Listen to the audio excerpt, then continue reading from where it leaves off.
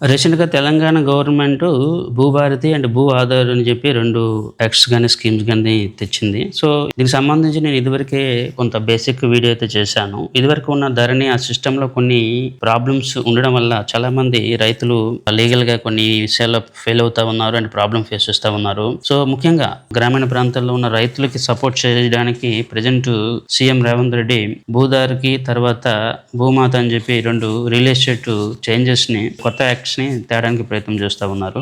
So, ఇదివరకు నేను చెప్పినట్టుగా ఇదివరకు లీగల్ డాక్యుమెంటేషన్ గాని లేదా డాక్యుమెంట్స్‌లో ఏదైనా పేరు ప్రాబ్లమ్ ఏవైనా ఉంటే అది కోర్ట్‌కెళ్ళి అక్కడ చాలా వరకు లీగల్ ఫీజెస్ కట్టుకోలేక చాలామంది రైతులు బాధపడుతూ ఉంటే ప్రెజెంట్ ఈ భూమాత యాక్ట్ చాలామందికి లోకల్ ఎంఆర్ఓ, ఆర్డీఓ ద్వారానే కొంతవరకు ఇమ్మీడియేట్ జస్టిఫికేషన్ జరిగేటట్టుగా గవర్నమెంట్ అయితే యాక్షన్ తీసుకుంటా ఉంటుంది. మరోవైపు భూదారి అని చెప్పేసి మీకు ప్రతి ఒక్క ల్యాండ్ దానికి ఒక గూగుల్ మ్యాప్ లొకేషన్ పరంగా ఒక లొకేషన్ అయితే జియో ట్యాగ్ అయితే ఇవ్వడం జరుగుతుంది. సో దట్ ఆ ల్యాండ్ అనేది సర్వే ఈజీ అవుతుంది అండ్ రికగ్నిషన్ చాలా ఈజీ అవుతుంది. లైక్ మనకి వ్యక్తులకి ఆధార్ ఎలా ఉంటుందో ఇప్పుడు భూములకి భూదారి అని కొత్తగా ఈ కాన్సెప్ట్ అయితే రీసెంట్‌గా గవర్నమెంట్ అయితే ప్లాన్ చేస్తూ ఉంటుంది.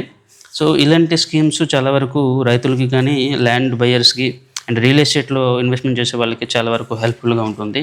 సో, ఇలాంటి చర్యలు మనం అభినందించాలి, సపోర్ట్ చేయాలని నేను అనుకుంటూ ఉన్నాను.